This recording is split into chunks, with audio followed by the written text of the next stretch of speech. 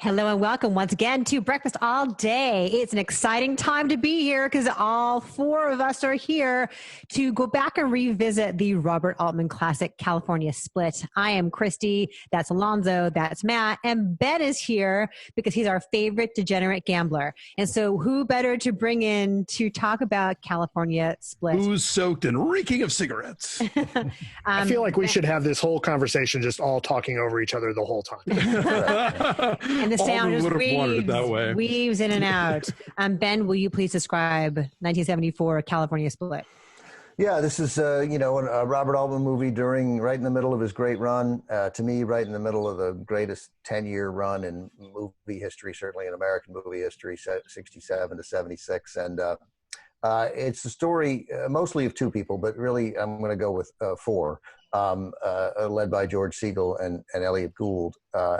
And Siegel plays a character who we're accustomed to seeing from Los Angeles in movies. He, works at a magazine. He's successful, but he has become, I don't know how long it had been. It feels in the movie like it's fairly new to him. He's become a serious gambler, and then it turns into a chronic gambler. And that introduces him to the three other characters who are not people we generally see in movies about Los Angeles. They're a couple of prostitutes and a lifelong gambler, a full gambler, a character named Charlie, played by Elliot Gould. And it is about how mostly these two leading men mixed together as the George Siegel character becomes more consumed by the gambling world and the smoke-filled rooms and the racetracks that inhabit Elliot Gould's world. And it's about sort of their relationship and this really remarkable friendship that almost at times, and I'll want Alonzo's thought on this, feels like there are a couple moments where I'm like, they're going to kiss, which is awesome, They do kiss. They kiss at the craps table at one point. That's right, but I mean kiss. That's right.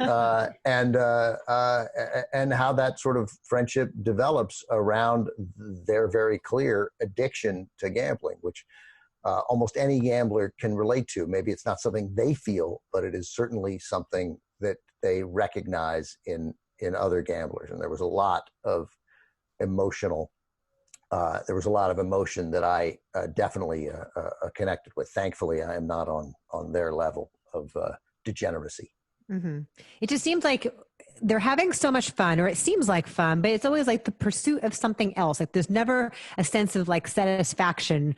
And you see that most pointedly at the very, very end, when they do reach their big payday and all George Siegel feels is sadness. It's like he's finally gotten the thing he thought he was dreaming of his entire life and he's still not satisfied. So it makes you realize the gambling is tamping down whatever is going on in them that they hate about themselves and their lives. And then once they achieve what they always wanted to achieve, then they're forced to deal with reality. Well, there's a later Sopranos episode where Tony goes to Vegas and just is constantly winning, and it's a reference to an old Twilight Zone episode where a gambler can't lose and then realizes that he's in hell because there's no, if you're always winning, none of this is any fun at all, and there's no thing to hope for. So I got that vibe a little bit by this, but it is this sort of portrait of compulsion basically.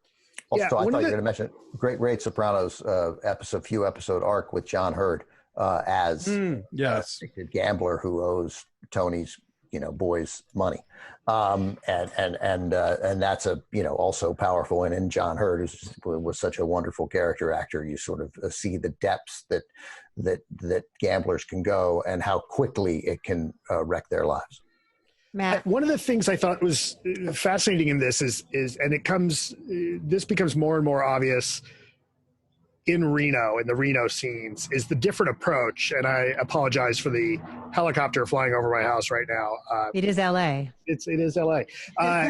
We see with Elliot Gould, he's always looking for action, and he's always looking for, the next bet. And even, they're at the boxing match and he's betting on anything, and the fight breaks out in the stands and he's betting on that. But he's always it always seems like there's some thought behind it. He's not randomly betting on stuff. He's got some justification, whereas it becomes very obvious in the Reno scenes that Siegel really believes in luck. Like he's first, he gets irked about the nattering on that Gould is doing in the poker room and sends him away so he can concentrate. But then, like, as he's on the casino floor playing blackjack and playing craps, he starts to treat Gould like he's William H. Macy in The Cooler, right? Like, he's like, you're bad. He all but says you're bad luck, right? And as, coming from a family of the goofball gamblers that would do that kind of thing, like, I would send my brother to the other side of the casino if I lost a hand on something. I'm like, oh, you're bad luck. Get out of here. But there is that scene on the bus to Santa Anita where even Elliot Gould is like, no, I can't face backwards because, Yeah, and he believes that he has to rub the elephant head or whatever that is. True. So, true. But I see that as something. There's that there, and of course there. Again, the Cooler. There's the whole William H. Macy movie about literally that idea and the casino even believes in it. They hire Macy to cool down winners. But I don't think it's quite that, and because this resonates with me is that when you are gambling is both this. Gamblers love to tell their gambling stories, and most gamblers like to hear gambling stories up till the point when they can't stand to hear anybody's gambling stories. Again, if you tell too many stories about bad beats, nobody wants to hear it anymore. If they're funny, then okay, and certainly nobody wants to hear about somebody's great run because you want to choke the life out of them. But when you are in it, when you are deep in that psychosis almost, but you were deep in the mania of gambling, right? And you could be losing and you're desperate to get out of it, or you're winning, but you were in it. You're not feeling anything except the rush of blood in your forehead running down out your feet. A friend of yours who comes be like, hey, how you doing? You want to be like, hey man, I cannot have a conversation with another person right now. And please, I don't want to be rude, but get that out of here right now. And I have felt that, and it is the moment that you recognize it. I mean, I feel it now sometimes with my family. My wife just came upstairs, she's flipping me off. Hi, Lee. Yeah, Hi, Lee. there are moments where you don't. We can all do that too for Ben. Yeah, sure. Thank you very much. And when you have a when you have a child, what told me to be careful last year was watching, Rutgers play Penn State in basketball. And Josie, my daughter, comes and says something delightful. And I'm like, yeah. And I'm like, oh, wait a minute. This is probably, when I fancy myself a good dad, I should probably factor this moment in right now and turn this game off. And as soon as it was over, I did. Did you win? Hey, did you win that bet? Yeah, of course. Rutgers was terrific at home. Yeah, well, because you were watching, right? If you hadn't been watching, exactly. That would have. But yeah, so I got that in that moment in George Segal. Those were one of the best moments of the movie of capturing this moment of like, hey man, I'm in it, and you can be winning or losing, but you're in it, and you have tunnel vision. The world, you do not want to let any part of that outside world in. Well, I think it was good. No, I was going to give some background on the movie, but go ahead. Please. Well, I was going to say this was written by Joseph Walsh, who plays Segal's bookie, the guy in the crutches who orders the chili. And he originally this was going to be made by Steven Spielberg. They had worked on the script with him, right? Yeah, they worked together on it for a long time, and then there was a shakeup with like Universal, or like basically Spielberg winds up making Sugarland Express instead for his like big post-dual like theatrical debut, and then it kind of bounces around, and there's a change of leadership at MGM, and it winds up with Robert Altman, and Altman, of course, takes a screenplay as a suggestion, sort of a starting point. And he and Walsh had some clashes, but I think eventually they were kind of on the same page with it. And this is produced by Aaron Spelling, of all people. I don't know if you guys noticed that in the credits. And it's also the first film where Altman gets to unpack his Lionsgate 8-track sound, like with 8 different tracks of audio going on. And so this is where you see him beginning to do what he's kind of famous for. There's a weaving of this audio. So that first scene where like the two of them are separately entered this poker place, and you just hear these bits of conversations, and the overlapping that was like, oh yeah, we're home. Like it was so exciting, because even in a movie like Health, which is terrible, I still love the sound of Altman's movies. That opening scene made me think of The Conversation.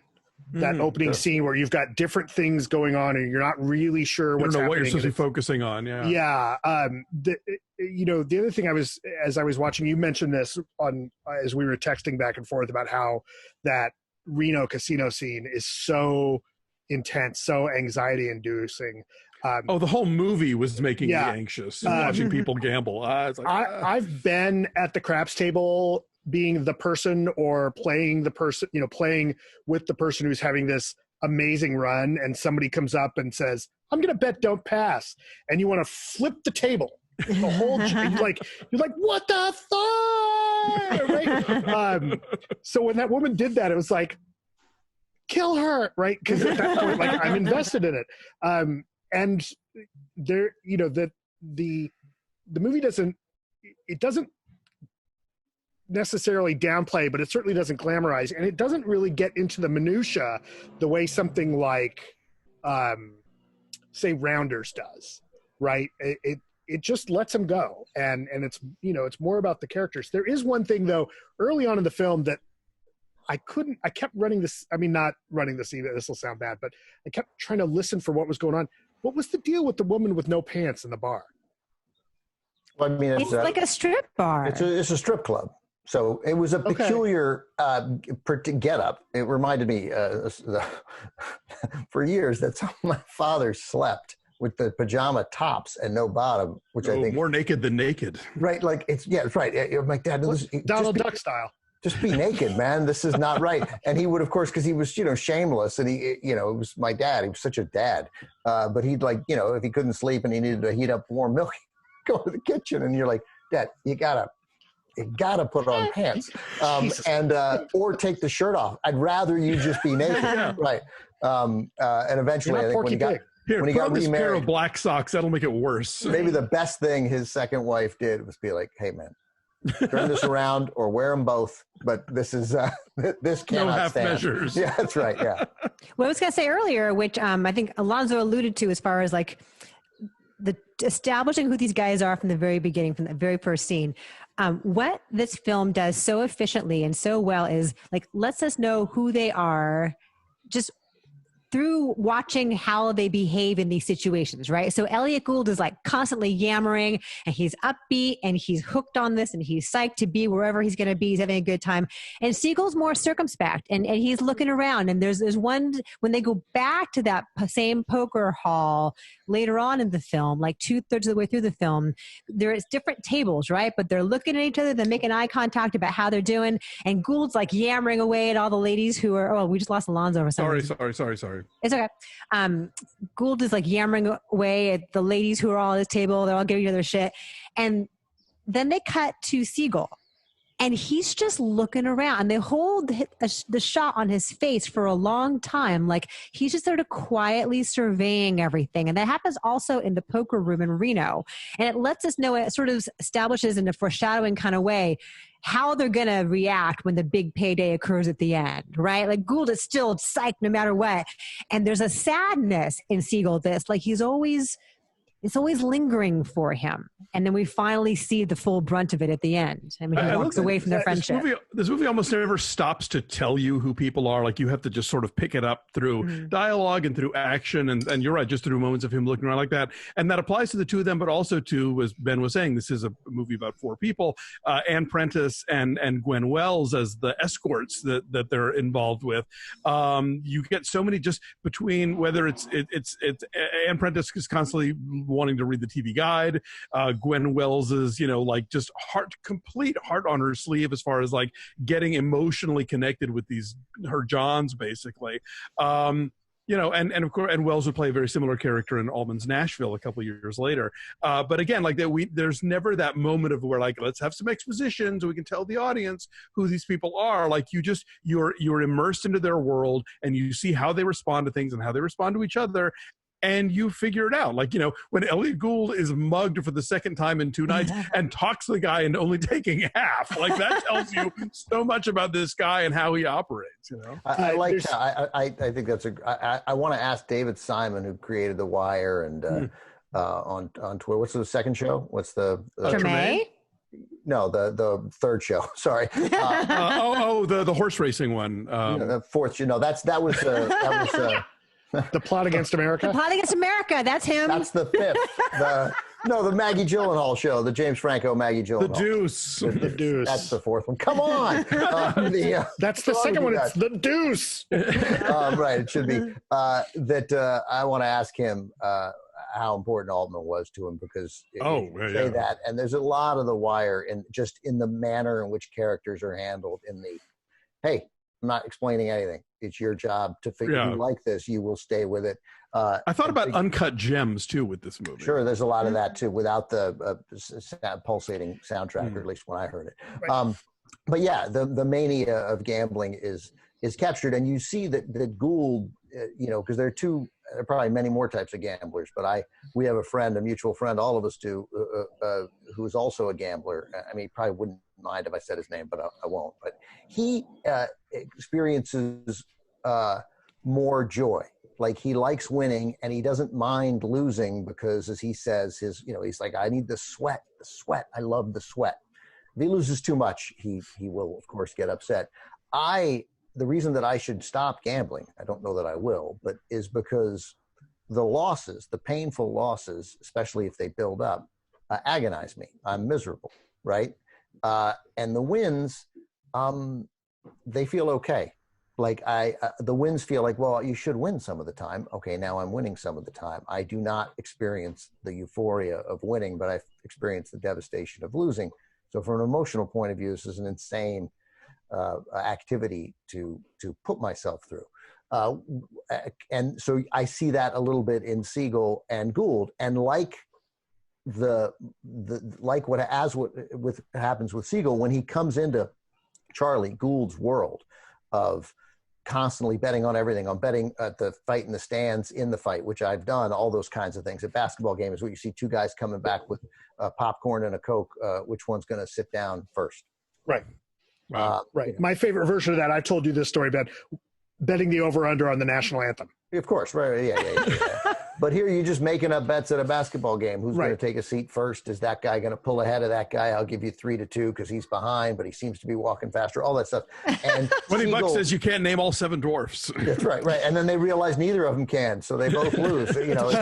But you see Siegel sort of come out of that circumspection that Christy was talking about when he comes into Gould's world, right? He experiences this moments, which I have too, of euphoria and joy. And he's, in fact, incredibly frustrated when Charlie goes to Mexico for a few days without him and he doesn't know where he is. He's like, why didn't you take me? Like, we're in this together. But because of his nature, it's fleeting. And ultimately, he is who he was at the beginning, sitting cautiously at that table. And the euphoria, as we see in the end, just isn't there when he says, I wanted, this was supposed to feel great. They just won $80,000, right? Mm-hmm. They go from 2,000 to 82,000, and it didn't matter. It didn't matter. It didn't make up for the brutality of the losses. Right. And Gould says that, right? Gould's like, yeah, right. I mean, like, he understands, but he's still out there chasing it. To him, it's a way of life. Right. It is the action, the constant need for action totally fuels him. What always makes me most tense in a gambling movie is that somebody always has to like shoot for a big payday to pay off this thing, or they're going to get their legs broken or whatever. And then almost invariably they do it and immediately keep gambling. I'm like, no, take the 60,000 and put it aside. That's how I felt too. And then play with the rest of it. I don't care, but it always makes me insane. So I think this mostly happened. The Safdie brothers, is that their name? Who made up that? Safdie, excuse me. Yeah. So they did it for the most part, and because theirs was mostly sports driven, you can get away with it easier. But so many gambling movies, including one I love, Cincinnati Kid, Norman Jewison's film, Steve McQueen, Edward G. Robinson, which they reference here. Which is great. In fact, now when I play 5-card stud with friends, I just say we're going to play Cincinnati, and because that's the only thing they play in that movie. But they spent too much time on the cards, and so many gambling movies pay cards or the dice. Here, Altman completely told the story in the reaction. I mean, when Siegel's winning at blackjack, you could just tell because of his smiling and the crowd noise around him that he's been, and the chips, you see it building up. You don't waste a lot of time showing him, oh, he only has a 14, but he's staying. Oh, the dealer busted. How great is that? Like that. Right, you don't know in the poker room, like you don't know which poker they're playing. Like you kind of, and it doesn't matter. Doesn't right? matter. Like That's right. It's about the right. character. Like all of the stuff about the horse racing, like we never. I don't think we saw cards once in a meaningful way, other than on the table in the background. You didn't see what anybody's hand was. Nobody. He never showed us whole cards. Ever. It didn't and matter. when a card does matter, it's because it's flowing off the table. That's right. And Yes. it launches into that big fight. If this movie got made today, not only would that ending, Ben, be totally different, I think everything about it would be it'd be bigger, it'd be raunchier, and it would be about the specifics of the gambling. It would do a lot more hand holding as far as like explaining poker and like showing us hand by hand and win by win. It wouldn't give us credit for just watching and simmering with these guys. Well, and they give you them. that awful video at the beginning that's so great, where the guy's explaining how to play poker, and that's like the one sort of exposition dump in the movie. But there's so much other stuff going on that it's not like everything grinds to a halt for you to watch it. Real quick before we wrap up, I want to throw out real quick, just because Ben brought up at the beginning the notion of like the latent homoeroticism of the pair. I didn't get that vibe so much as like this is that period. I think you see it a lot in the 60s, 70s, and 80s especially, but it still hasn't completely gone away. Oh, the notion of like the male bonding movie in an age where gay people were not invisible in society raises that question of like, oh, what are we doing? Who are these guys? And so you see it having to bust out in some other way where like they have to like fag bash somebody to make sure that these guys' heterosexual bona fides are in place, and they don't do it so much. The movie does it a little bit. You have the woman with no pants calling George Siegel a faggot. You have the whole odd scene with Burt Remsen as the cross-dressing / trans person. And I have to say, I immediately got my like, oh, where is this going to go? The movie is fairly respectable to that character. Yeah, I was going to point that out earlier. Like that, they're harassing Remsen to get him out of the house so that they can take the women out. But like the movie could and in that era very easily could have been much more cruel. They treat him as a woman. I mean, they're like, you look nice. They never at any point sort of. Well, and they treat him as a woman, and the movie doesn't. Right. The movie doesn't mind much in the way of laughter or comedy out of them treating him like a woman. No, it's taken very seriously. So I was impressed with that. The one quick thing I wanted to point out, the publisher, Jeff Goldblum, so young, still has acne. That's why they call him the Dauphin, because he's clearly like, he inherited. One last thing, the bartender in the poker room in Reno was married to John Williams at the time and died on the set, had a stroke. Oh. Yeah, so it's dedicated to Barbara. The movie's dedicated to Barbara. There were 3 Barbaras in the cast. Yes. And then they used the name Barbara. Like also just a great Altman thing. Like movies never give people the same name, ever. Right? And here there were 3 people named Barbara, and they turn it into a nice thing where George Siegel sort of smiles like, of course the dealer is Barbara. Yeah. Weirdly enough, Barbara Colby, who plays the receptionist, had a recurring on Mary Tyler Moore and some other of the MTM shows of the 70s, and was murdered in New York City just like randomly. Wow. So there's some odd like twists in this film in terms of what happened with the cast among the Barbaras. But I'd never seen this movie before. It's been hard to find on video, and there was a DVD where they took out a bunch of the music, and so it was truncated. So the reason we're talking about it is because Amazon Prime has the actual, this was Altman's original cut of the film that's been hard to come by, and it's great. Yeah, it's great. And just so we can say one thing, part of the reason it's great is because I think whenever he's talking, you can't take your eyes off Elliot Gould. I just think he's magnetic and so good, and is capable of clearly of just turning in a brilliant performance. Siegel's great too, but it's Gould's energy that he keeps up with the pace of the movie. So go find it. It's on Amazon Prime and it's free. Go find it. Yep. Thanks for watching. And Ben, thanks for being here. It's always lovely. Thank you, Ben. Good to see you. Thanks. Like this video, subscribe to our YouTube channel. Check us out on social media at BeFastAllDay on Twitter, Instagram, and Facebook. And visit our Patreon page at patreon.com/BeFastAllDay. Lots of fun, exclusive content for our subscribers. We hope you'll check it out. Take care of yourselves and each other. We'll see you next time. Bye. Bye.